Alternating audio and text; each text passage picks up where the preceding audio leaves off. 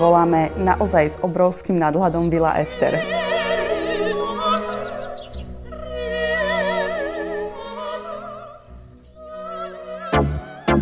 Ale ako vidíte a ste tu, tak to ma od vily veľmi ďaleko.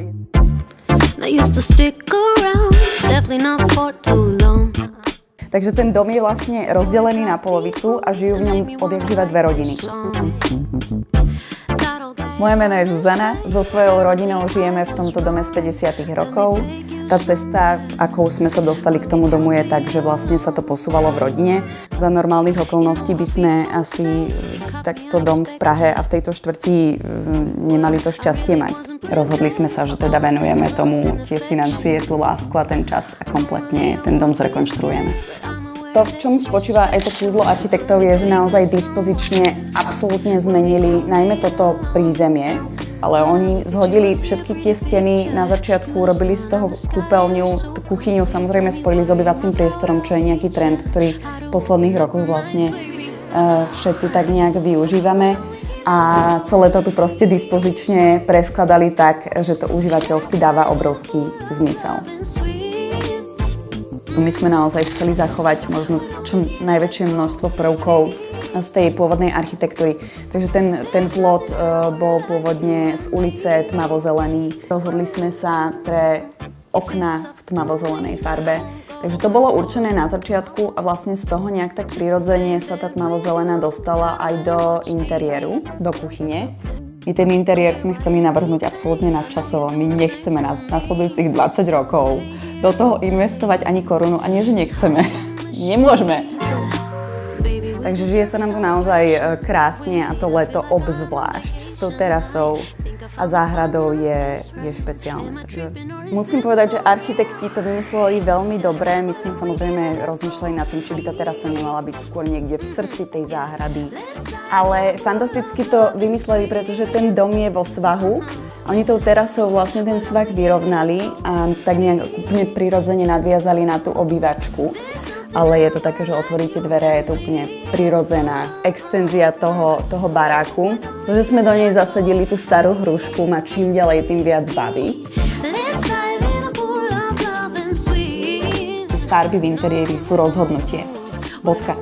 A vedeli sme, že to chceme, ale bol tam extrémny strach z toho, či to nebude moc, či spolu tie farby budú hrať, či nás budú dlhodobo baviť. Tým základom pre tie farby v interiéri boli tieto lustre, alebo teda svetelná inštalácia, ako to volajú, od Dechem.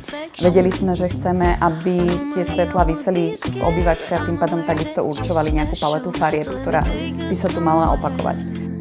A myslím, že sme našli krásnu kombináciu v tom, že tie farby sú tu vokálne a je ich pomerne veľa, ale zároveň nám ľudovo povedané neuletel dekel. Stále nás to baví, aj keď sme tu teda krátku dobu.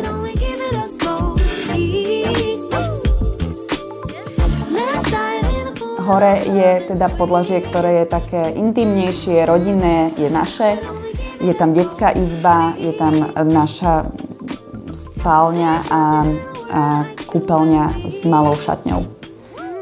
Kúpeľne sú takým klenotom, malým šperkom toho interiéru.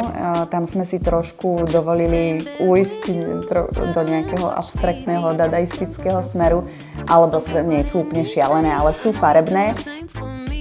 Rúžová kúpeľňa je moja, dolná bežová kúpeľňa je môjho partnera, máme to takto podelené, aj to veľmi pekne odpoveda tomu, ako vlastne žijeme ten deň a že si nejakým spôsobom nezavadzujeme.